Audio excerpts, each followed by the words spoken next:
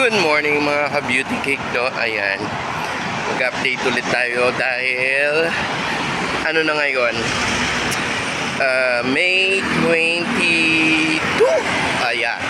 May 22 na, no? 2026. So mag-update tayo. Ito na ngayon ang kalagayan ng ating kalsadahan, guys. So medyo marami pa ring motor at meron nakatambay na mga truck dyan dahil may mga gagawin yan sa SM. Syempre maraming diba? Maraming kargamento yan, no? Mga sabon o whatever is that, no? Mga pabango. So ayan, may sasakyan dito, oh. Mabili na kayo ng BYD. Cheres! Oh my God. So may maaga tayo, no? Dahil medyo napatagalan yung gising natin dahil ang napasarap yung tulog natin, guys, kasi maaga na talaga ako natulog dahil sobrang init. So maganda dito yung yung basurahan nila, hindi unlike dun sa iba na wala talagang basurahan.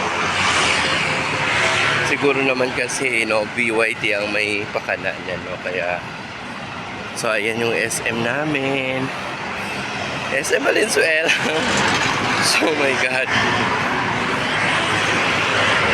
ayoko din dyan sa ayoko talaga dito dumaan kasi may mga aso ditong pagalagala, nangangagat. Ayan yung McDo, of course, and extrahan, no, 99 pesos.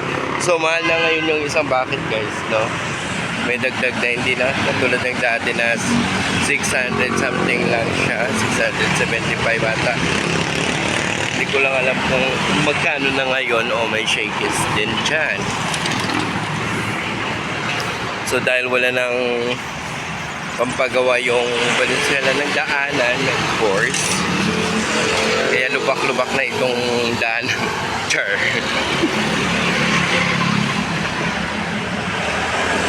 So ayan, dahil nga, di ba, no? So ayan, guys, wala rin tayong nakikita mga jeep na bumibiyahe ngayon, no? Next week lalo kasi online class, no? Panigurado wala na naman tao yung kalsadahan na to, no? So may jeep tayo nakita pero walang laman, walang sakay. Oh my God. Ano na lang yung gasolina, walang bawi. Magkano na ngayon? Tumaas na naman, no? Bumaba nung kailan lang, pero tumaas din naman ulit. Ganon. Ganon siya, no? Baba, taas, baba, taas. So ayan, I would like to thank, of course, sa aking mga viewers last night. Thank you so much, guys, for your support. Kahit na natutulog lang tayo, meron tayong viewers, no? Dahil nga, yun lang yung time natin na magkaroon ng live streaming.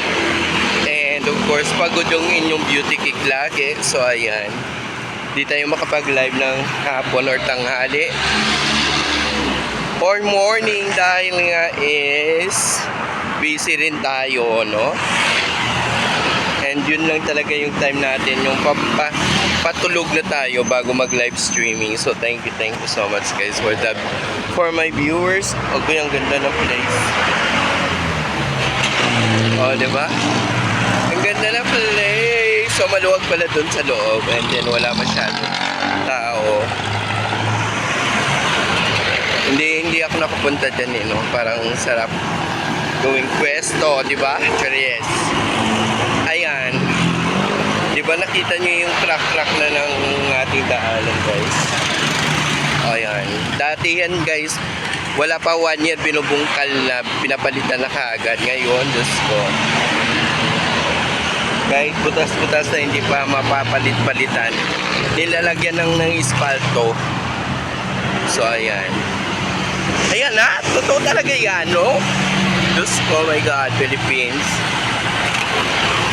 Sa dahi pa naman ng mga buhaya, no, ngayon, no, sa may Kongreso. So may umiipan.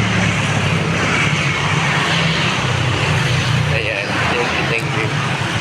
And of course, that's all for now, guys. Thank you so much. And And don't forget to like and subscribe my YouTube channel.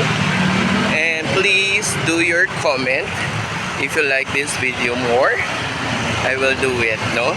Thank you, thank you. Yan lang muna yung update natin sa ating pakalsada update, no? So ayan, lumilipad pa rin yung ating mga motor. So baka malate pa tayo lalo pag nag-update tayo dito, no? So that's it for now guys, bye bye. So maluwag yung kalsada natin.